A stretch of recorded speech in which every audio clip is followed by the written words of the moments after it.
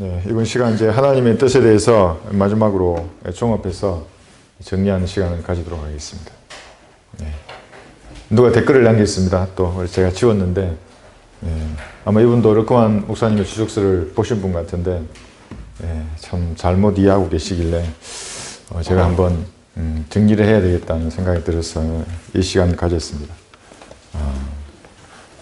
하나님의 뜻은 다릅니다. 다 이제 첫 번째 부류의 사람들은 구원받지 않는 죄인들에 대한 하나님의 뜻입니다. 이런 그룹이 있겠죠. 구원받지 않는 사람들. 그 다음에 이제 그리스도인. 모든 그리스도인에게 공통적으로 하나님께서 원하시는 직접적인 뜻이 있습니다. 이건 개인적이지 않습니다. 똑같습니다. 구원받은 그리스도인에게는 누구나 하나님께서 원하시는 그런 뜻이 있습니다. 이 뜻은 하나님의 성품을 담기를 원하시는 그런 것들입니다. 이것은 이제 가만히 생각해 보면 알 수 있습니다. 어떤 것들인지.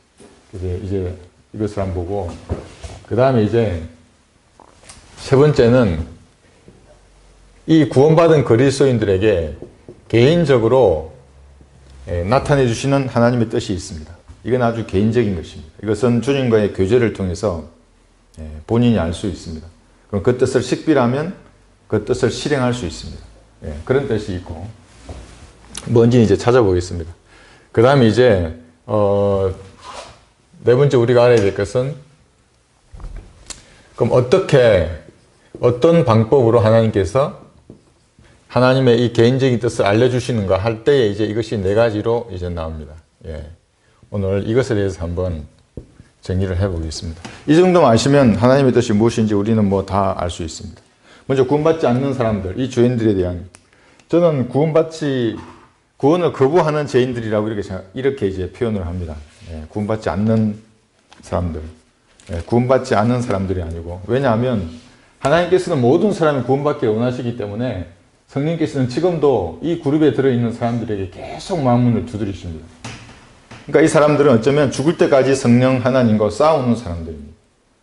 그 사람 인생에서 뭐 희노애락, 생로병사 얼마나 많은 일들이 일어나겠습니까?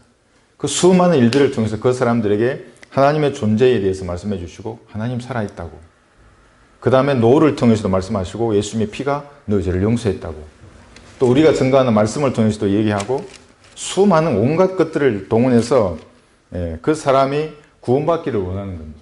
이 죄인들의 그룹에 들어있는 사람들. 태어날 때부터 이 그룹에 들어갑니다. 사람들은 영이 죽은 채로 태어나기 때문에. 근데 본인은 살아있다고 얘기하면서 시집가고 장가가고 먹고 마시고 사고 팔지만 사실은 하나님 보시기에는 죽어있는 그룹에 속한 사람들입니다. 이 사람들에게 하나님의 뜻은 명확합니다. 예수님을 구주로 영접해서 구원받는 겁니다. 물론 이 그룹 중에는 우리가 잘 알고 있는 의사들, 코비드-19의 이 지금 핵심 아주 중요한 역할을 하고 있는 사람들, 이 사람들은 뭐 열심히 이제 신약을 개발하고 논문을 만들고 이런 일에 종사하죠. 어떤 업적을 이룩하려고 하고. 그러나 그 사람들에게 원하는 건 하나님께서 그런 것이 아니라 구원받는 겁니다. 그 다음에 그런 일을 하는 거죠. 그런 의사만 있습니까? 군인도 있고, 선생님도 있고, 얼마나 많은 사람들이 이 구원받지 못한 그룹에 들어있습니다. 그래서 여기에 들어있는 사람들에 대한 하나님의 뜻은 모든 사람이 구원받는 걸 원하시는 겁니다. 이게 디모데전서 2장 4절입니다.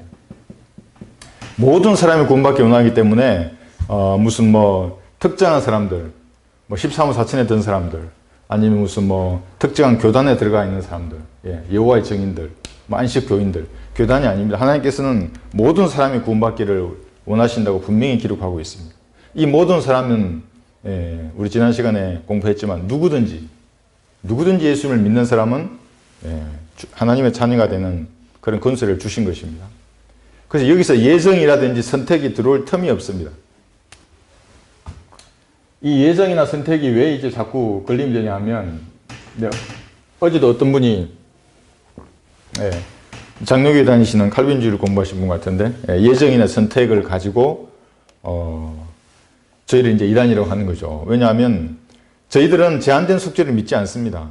왜냐하면 예수님의 피가 어떤 사람들에게는 효력을 발휘하고 어떤 사람은 효력을 미치지 않는다 그러면 모든 사람이 구원을 받기는 원하시는 하나님의 뜻과 정면으로 대치하는 겁니다. 그것이. 그래서 그걸 마귀의 교리라고 하는 겁니다. 하나님은 모든 사람이 구원받기를 원하시는데 어떻게 예정된 사람만 구원을 받겠습니까? 이 예정은 우리 로마서 한번 펴보겠습니다. 이럴 때 사용하는 구절입니다. 물론 다른 구절에서 그 사람들이 충분히 헷갈릴 만한 구절이 있습니다. 혼돈될 만한. 그러나 그것은 제가 다음 기회에 하기로 하고, 명확한 구절이 여기에 있습니다. 로마서 8장 29절을 보시면, 우리가 부활하신 예수님의 몸같이 될 것을 예정하신 겁니다. 예수님 영접할 때에. 이때 사용하는 단어가 예정입니다. 여기 8장 29절 한번 보겠습니다. 그분께서는 미리 아신 자들을 자기 아들의 형상과 일치하게 하시려고 구원받은 우리입니다. 또한 예정하셨으니, 이때 예정하신 겁니다. 이는 그런 많은 형제 가운데서 첫 태생이 되게 하려 하십니다.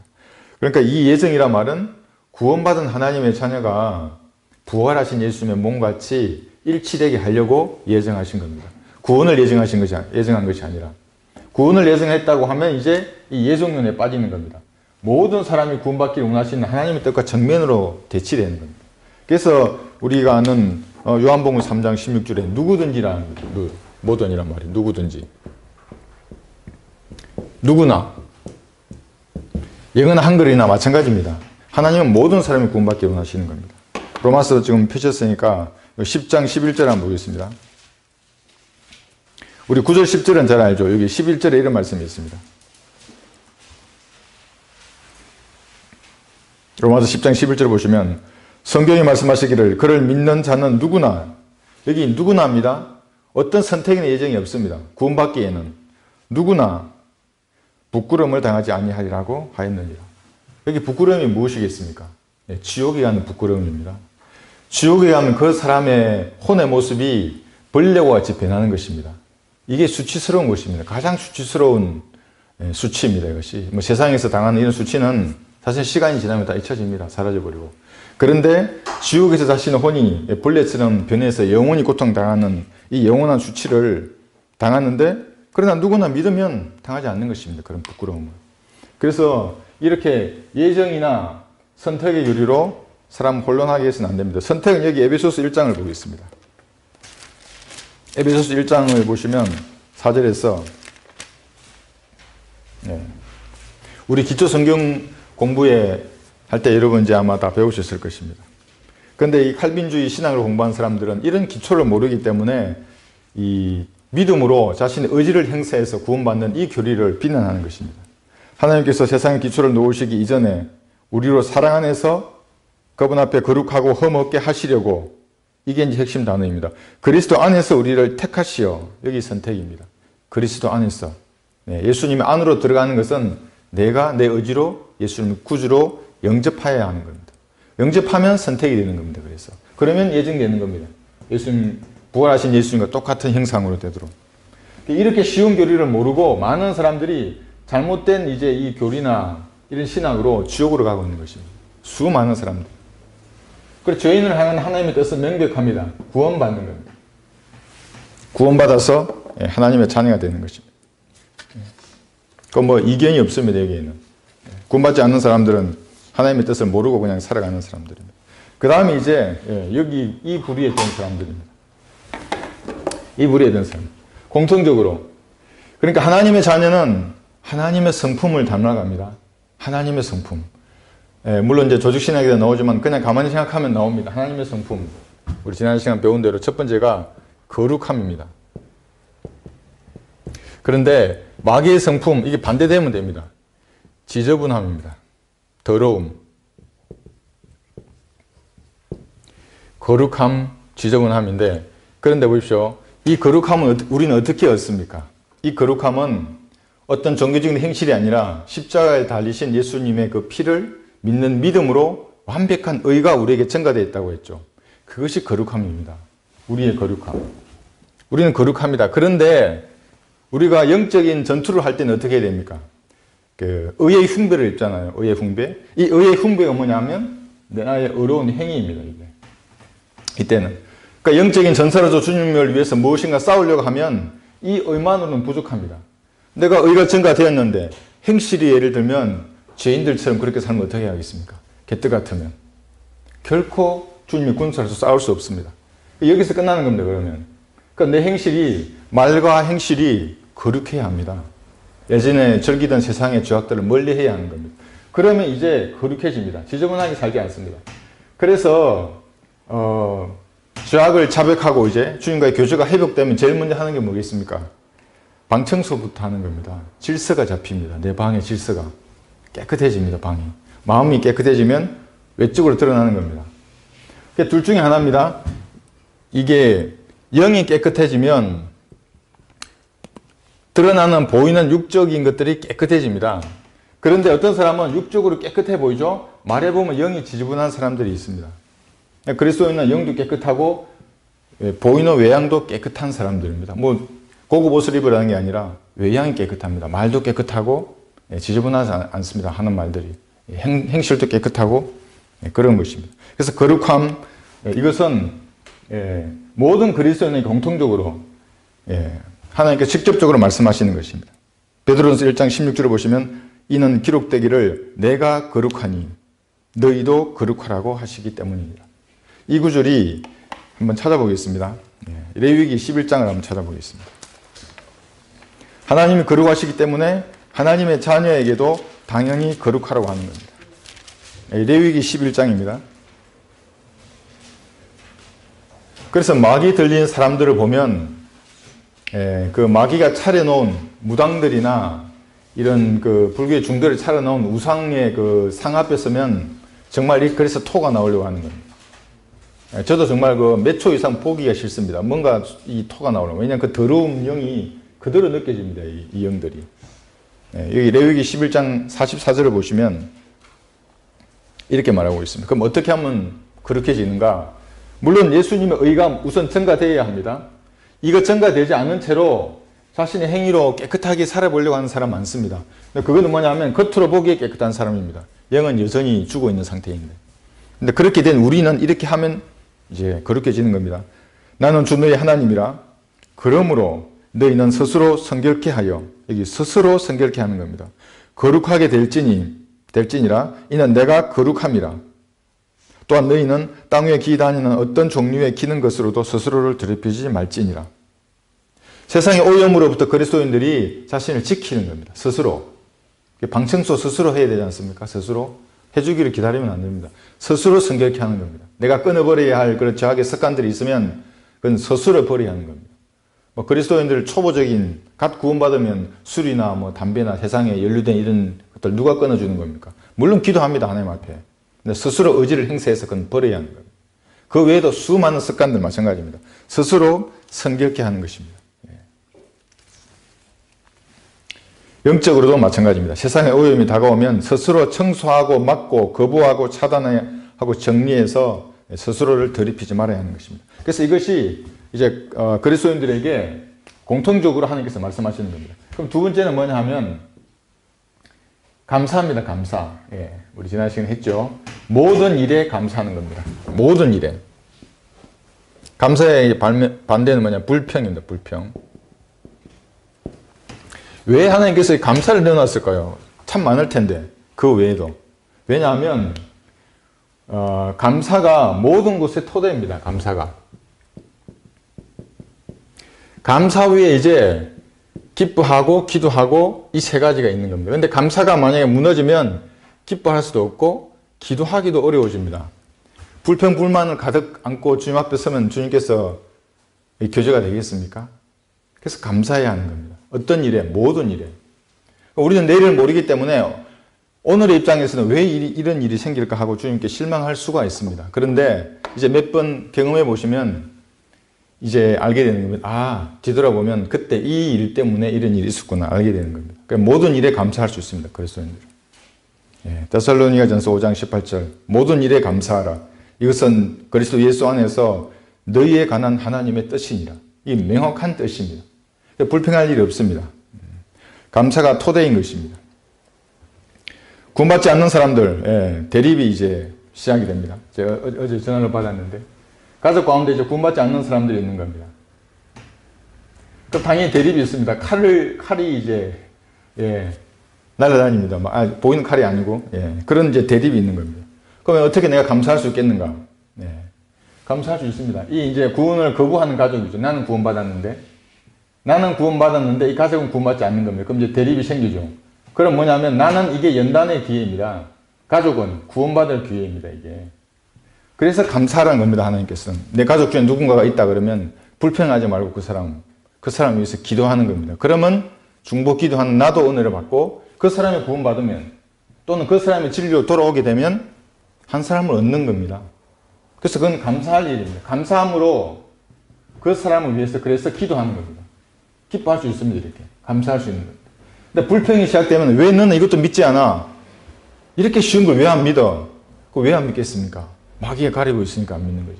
그 소리친다고 마귀가 도망가겠습니까? 도망가지 않습니다. 기도하는 겁니다. 그 가족을 위해서. 기도하면 마귀가 도망가는 겁니다. 없어집니다, 마귀가. 그러면 가족이 돌아오는 겁니다. 그래서 어떤 경우에도 그리스도인들은 감사하는 겁니다.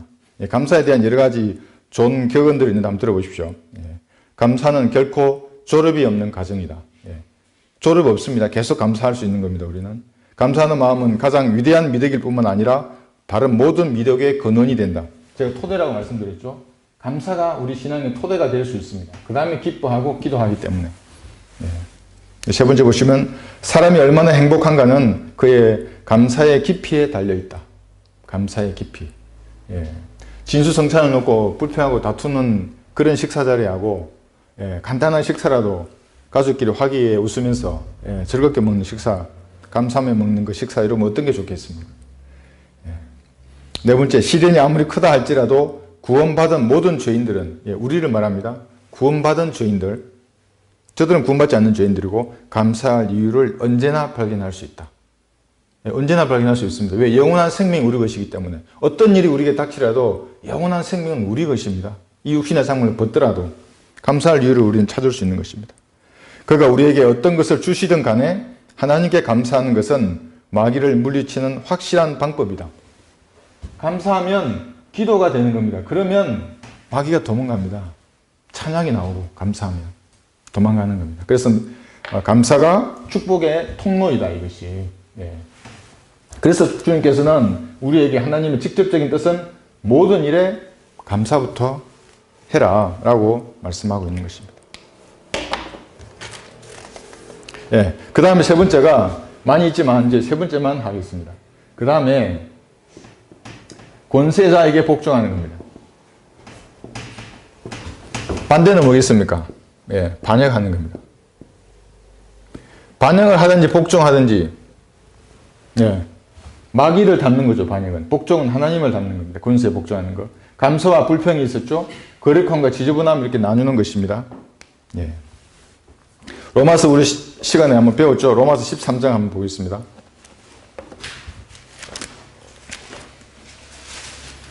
조금 진도를 빨리 하겠습니다. 제가 이제 다음 시간에는 다른 주제를 하고 싶어서 로마서 13장 1절 보시면 여기 이제 군사자들에게 어떻게 해야 될 건지 명확하게 나오는 것입니다.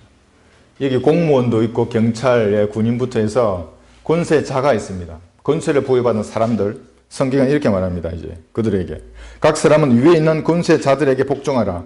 하나님께로부터 나오지 않은 권세는 없나니 이게 이제 하나님이 허락하신 뜻 가운데 그들이 권세를 받은 겁니다. 모든 권세는 하나님께서 정하신 것이라. 자, 권세자에게 복종해야 됩니다. 그런데 우리가 여기서 한 가지 알아야 될 것은 이것입니다. 조금 다른 게 뭐냐면 이 권세자들에게 지금 현재하고 네로 황제가 있던 이게 이제 지금 네로 황제가 있던 게 이게 사도 바울이 있던 시대죠. 그 다음에 지금 뭐 그 다리오 왕이 있던 시대가 다니엘이죠. 이게 차이가 뭐냐면 지금은 권세만 있는 게 이게 권세가 있고 권세자가 있습니다. 이 권세자 대통령 위에 권세가 또 하나 있는 겁니다. 이게 그게 헌법이라고 하는 권세입니다. 헌법. 헌법에는 권세 아래 권세자 대통령이 있습니다. 이 사람 선출직이죠. 5년 하고 가는 사람입니다. 그러나 네로 황제가 있을 때는 권세자가 네로 황제가 곧 권세였습니다.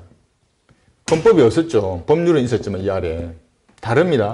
다리오도 마찬가지입니다. 다니엘이 있을 때 헌법이 없었습니다. 그러니까 다리오 왕이 헌법을 지킬 의무가 없었던 거죠. 같은 겁니다. 이 두 가지의 경우는. 지금은 다릅니다. 이게 왜 다르냐면 그래서 지금이 라오디케아 시대가 되는 겁니다. 인간의 권리나 인권이 최고의 가치로 받들어지는 겁니다. 무엇에 의해서? 헌법에 의해서, 법률에 의해서. 네. 이것이 어디까지 갑니까? 천년왕국의 마지막 반역에까지 가는 겁니다. 이게 변천했다는 것을 알아야 합니다. 제가 항상 시계열상으로 그러지 않습니까? 마태복음 5장, 마태복음 6장, 사도행전 2장, 9장, 10장, 15장이 다 다릅니다. 구원받는 방법이.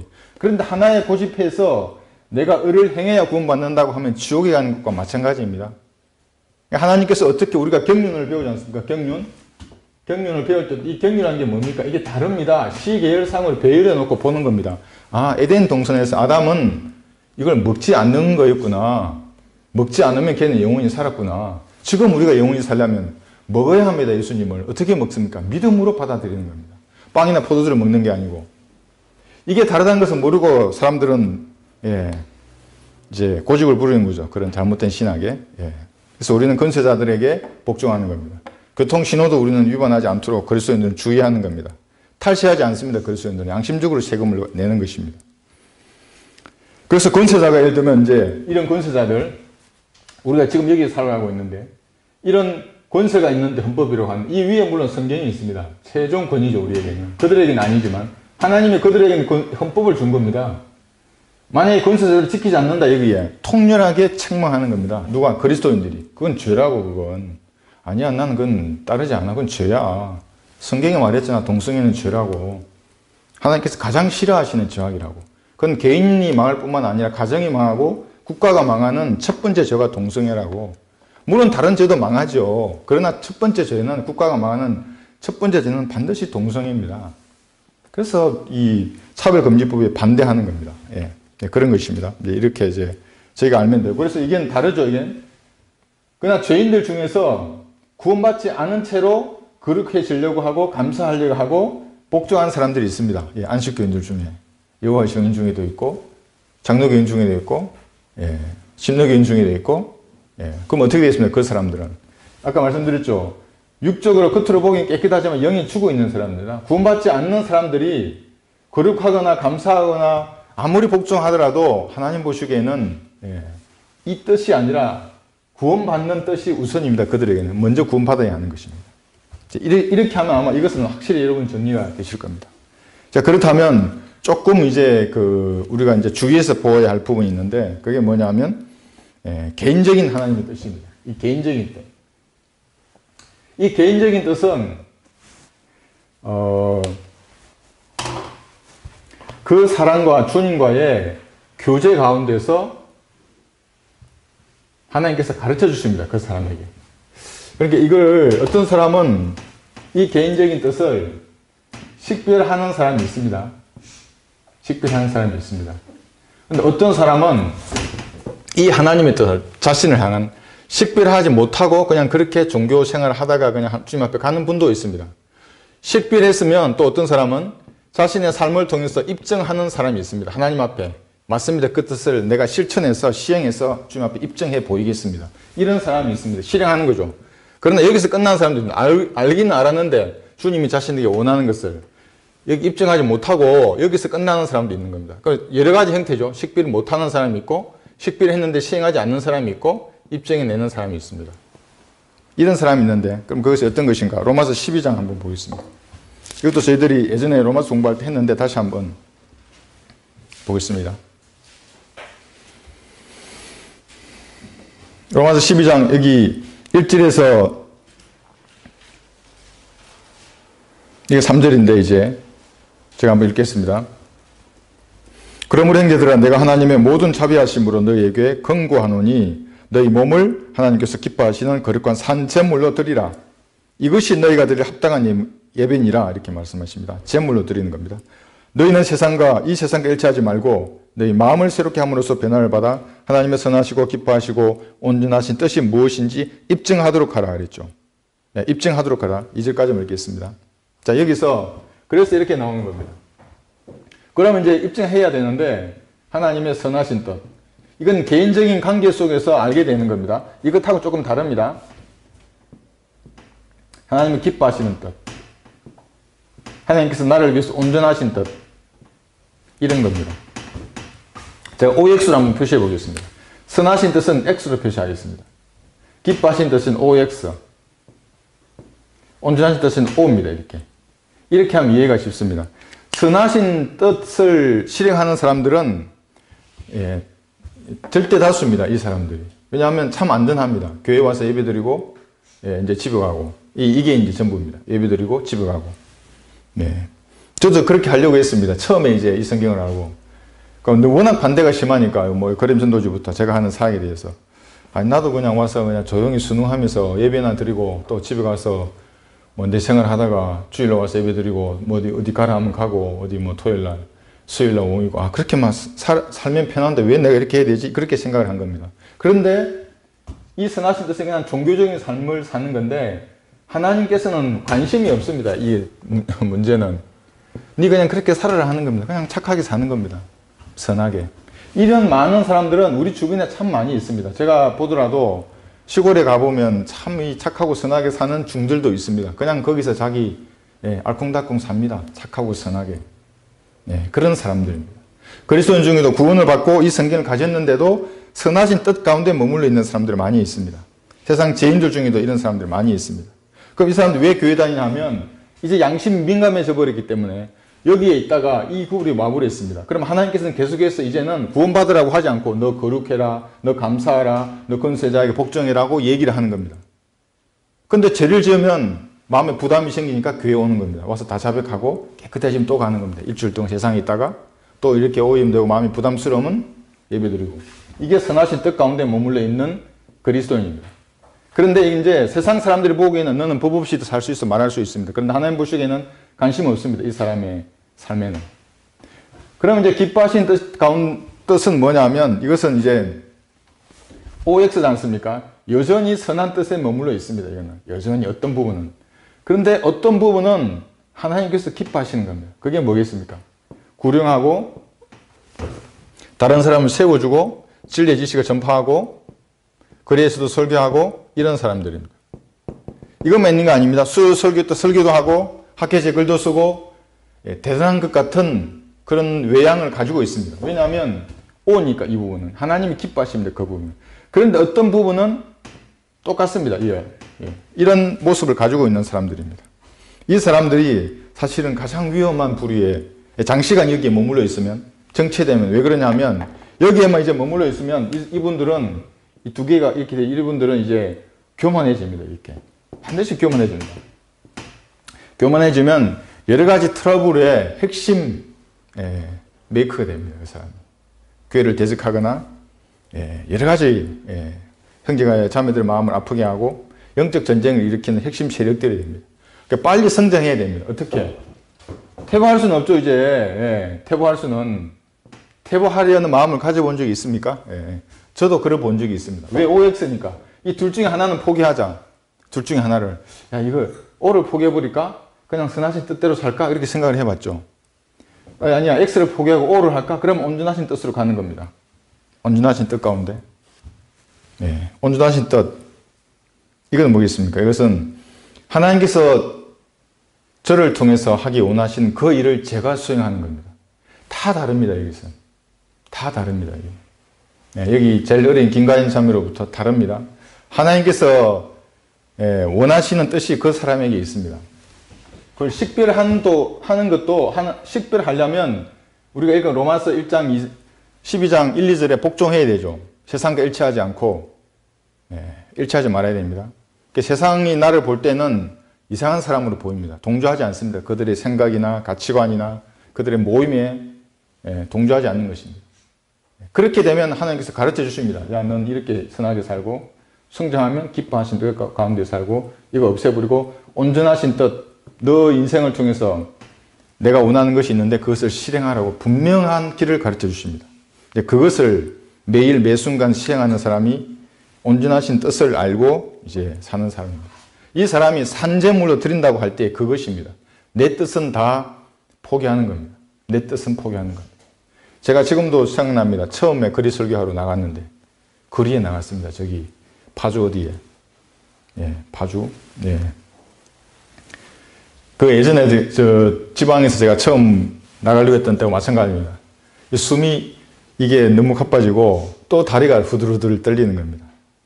그런데 어떤 형제와 같이 갔는데 그 형제가 제가 간다고 참 트럼펫을 가져와가지고 거리에서 트럼펫을 불었습니다. 지금부터 몇 년 전인데 트럼펫을 이게 탁 부는 겁니다. 그리고 그분이 먼저 거리 설교를 했습니다.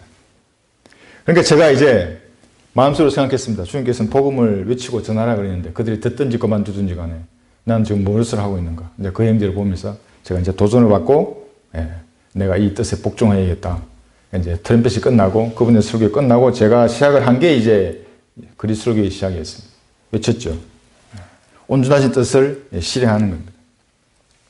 그래서 이 뜻은 개인적인 겁니다. 이것은 잘 모릅니다. 그래서 이것에 대해서 우리 한번 주의해야 될 게 뭐냐면 여기 로마서 14장 한번 펴보겠습니다. 13절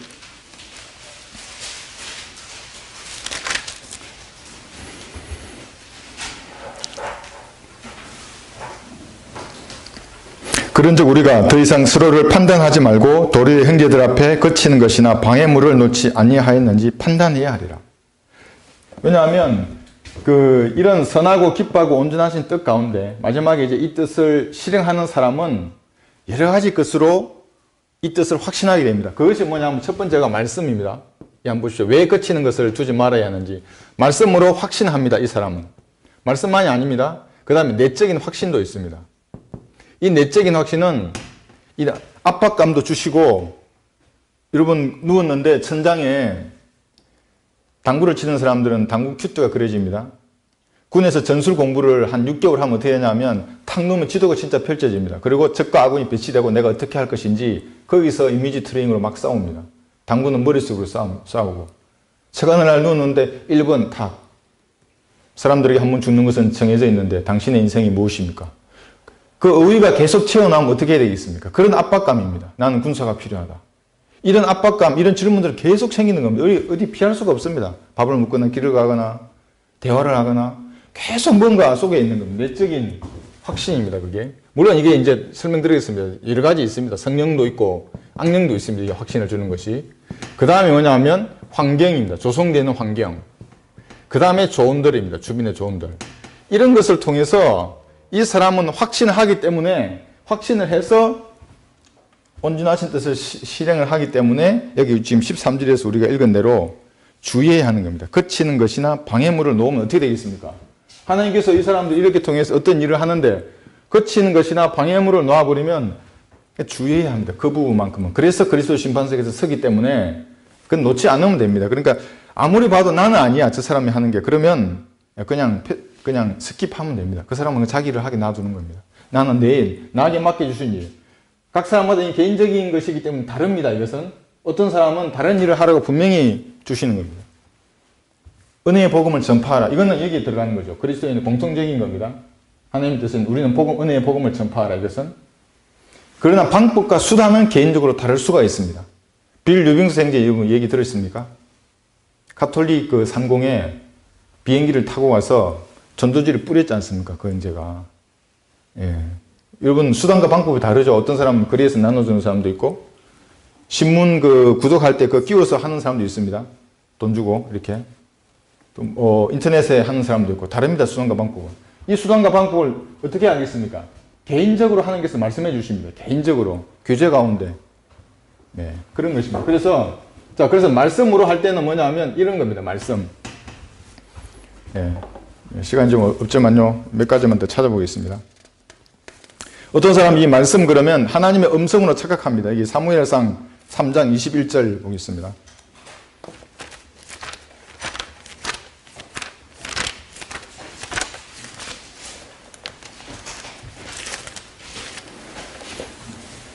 자, 21절 보시면 사무엘상에서 세 구절만 찾겠습니다. 벌써 3장 21절입니다. 여기 보시면 주께서 실로에 다시 나타나셨으니 이는 주께서 실로에서 사무엘에게 주의 말씀으로 자신을 나타내셨습니다. 자, 이게 말씀입니다. 그런데 여기 사무엘상 여기 15장을 보겠습니다.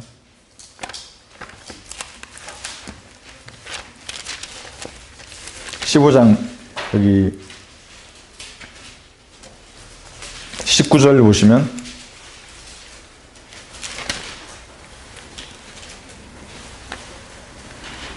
사무엘상 15장 19절에서 20절 보시면 어찌하여 왕은 주의 음성에, 여기 음성이 나옵니다. 이제 복종하지 아니하고 탈취물에만 달려들어 주의 목전에서 악을 행하였나이까 하니 사울이 사무엘에게 말하기를 정녕 내가 주의 음성에 복종하여 주께서 나를 보내신 길로 갔으며 음성에 복종한 겁니다. 아말렉 왕 아각을 끌어왔고 아말렉인들을 완전히 멸한나이다. 자, 이거 그대로 놔두시고 26절 한번 보십시오. 자, 음성이라고 말했죠. 여기 26절을 보시면 15장 26절 사무엘이 사울에게 말하기를 내가 당신과 함께 돌아가지 아니하리니 이는 왕이 주의 말씀을 거역하였습니다. 아까 음성이었는데 지금 말씀이라고 말하는 겁니다. 주께서도 왕을 거절하여 이스라엘을 다스릴 왕이 되지 못하게 하셨음이라고 하더라. 음성과 말씀을 동일시하는 겁니다. 지금 여기에. 이것이 뭐냐면 베드로후서 한 구절만 더 보겠습니다. 이것이 우리가 베드로후서를 보시면 1장에 나와 있는 음성보다도 더 확실한 예언의 말씀입니다. 여기 기록되어 있는 말씀.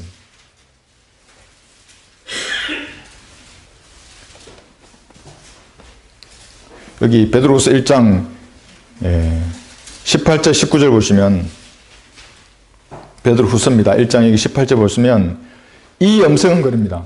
이 베나사에서 들었던 그 음성을 말하는 겁니다. 귀로 들었던 이 음성은 우리가 그와 함께 거룩한 산에 있을 때 하늘에서 나온 것을 들은 것이라. 하늘에서 나온 것을 들은 이 음성입니다. 19절 보시면 우리에게 더 확실한 예언의 말씀이 있으니, 그러니까 귀로 들었던 그 음성보다 더 확실한 예언의 말씀이 있으니 날이 새어 샛별이 너희 마음에 떠오르기까지 너희가 어두운 곳에서 빛나는 빛에 주의하듯 이 예언의 말씀에 주의하는 것이 잘하는 것입니다. 이 예언의 말씀이 기록되어 있는 말씀.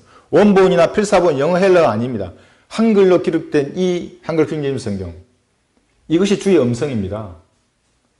그러니까 귀로 들으려고 하는 모든 사람은 망하는 겁니다. 이 음성하고 그 음성하고 다르면 그건 내적으로 주는 그 확신, 여기서도 말하겠지만 전부 악령이 내적인 확신을 주는 겁니다. 악령이 주는 확신입니다. 예를 들면 방언을 한다. 방언은 사도행전 2장, 10장, 19장에 나옵니다. 믿지 않는 유대인들에게 대한 표적으로 주어진 게 방언인데 예를 들면 내 안에 있는 어떤 확신을 주는 영이 야, 방언은 하나님이 주신 하늘의 그 언어래 이러면서 방언을 하려고 하죠. 그러면 악령이 분명한 겁니다. 기록된 말씀과 다르니까. 하늘의 언어는 히브리어입니다. 히브리어로 방언해야지 왜 말도 안 되는 소리로 방언하는 겁니까? 언어입니다. 모든 성경에 나왔던 그 3번의 방언. 또 어떤 사람들이 성경은 삭제해도 상관이 없어. 삭제하면 어때? 다른 구절에 있고 목사님이 보완해 주는데 이런 말을 하지 않습니까? 그건 악령입니다. 하나님의 말씀은 변개될 수가 없는 것. 왜? 음성과 말씀이 동일한데 말씀이 빠져 있는 겁니까?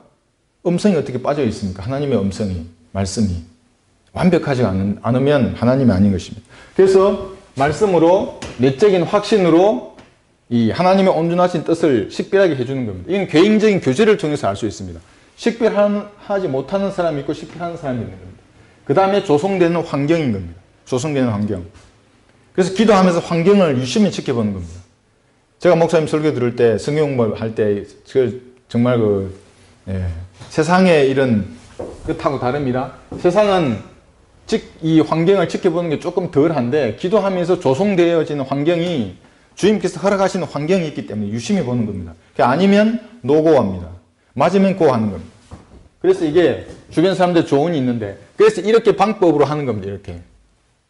이렇게 그려보고 이게 있겠죠. 이게 단계가 그래 말씀은 맞는데 이건 아니고 이건 이렇고 그렇게 해서 마지막에 OX를 표시해 보는 겁니다. 내 마음속으로 염두로. 그래서 맞으면 고하는 겁니다. 이게 하나님 뜻이구나. 이 4개의 전부를 다 복합적으로 그리스도인에게 보여줄 수도 있고 하나만 집약적으로 해서 해주는 겁니다. 저 같은 경우에는 말씀과 내적인 확신, 환경, 목사님의 조언으로 웬만하면 갑니다. 아니면 돌아서고. 다릅니다. 이것은 어떤 분은 이렇게 할 수도 있고 저는 집중적인 것은 이거였습니다. 이거 어제 도망갈 수 없습니다. 여러분 작살에 꽂힌 고기 보셨습니까? 물고기. 아무리 파닥거려도 빠져나올 수 없습니다. 하나님께서 누군가를 어떤 사역을 맡겨서 너 이거 해 그러면 결코 하나님 양보하지 않습니다.